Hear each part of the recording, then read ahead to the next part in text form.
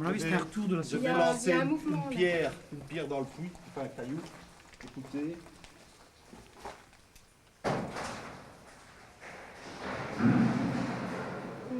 Je l'ouvre dans l'eau. Pour une autre.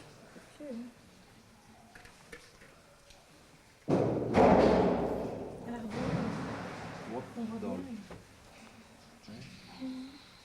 Donc vous voyez que déjà en lançant une pierre, elle va se cogner contre les traversines, plutôt les traverses et les guidonnages. Donc vous imaginez un ouvrier de puits, donc un repasseur de puits dont le métier est de faire l'entretien des puits, qui rate son coup et qui tombe dans le puits arrivé dans le fond, c'est de la charpie. Ah oui. Hein, Il a rebondi contre tout. ah oui, oui. Mais le repasseur, qu'est-ce qu'il fait? C'est les boîtes qui s'occupent. Le repasseur de puits s'occupe de l'entretien du puits au niveau traverse, si elles sont en bois ou si elles sont en fer, au niveau bidonnage, qu'elles soient en bois ou qu'elles soient en fer, et au niveau également Les briques. des briques du cuvelage. Hein.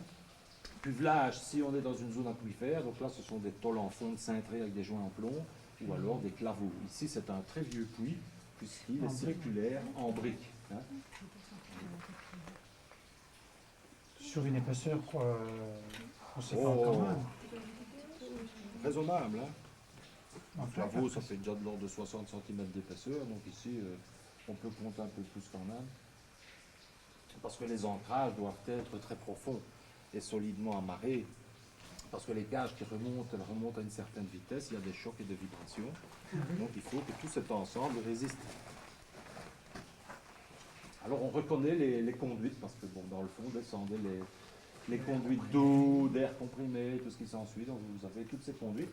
Et alors là, derrière, vous voyez les traverses, les guidonnages, derrière vous avez un câble électrique.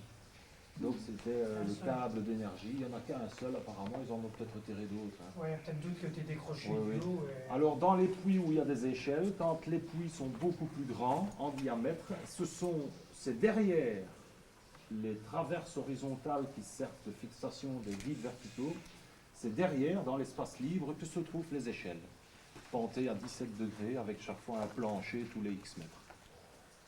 Oui. Ah non. Tu vois que le fer, il est en train de se feuilleter avec la roue. Il fait comme la pièce des... Regardez, on voit le soleil d'ici là. Ouais. On voit le soleil. Ça, ce serait une belle photo, tiens. Allez, filmer là, on voit un rayon de soleil dans les briques. C'est curieux.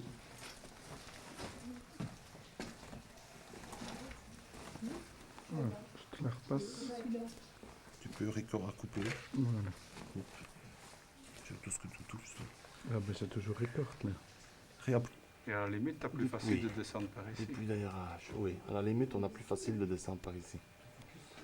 Et pas un peu d'ailleurs. Hein? Oui, hein, parce que t'as moins de crasse. Moins de crasse et... Ah oui. Parce que j'ai mal parlé.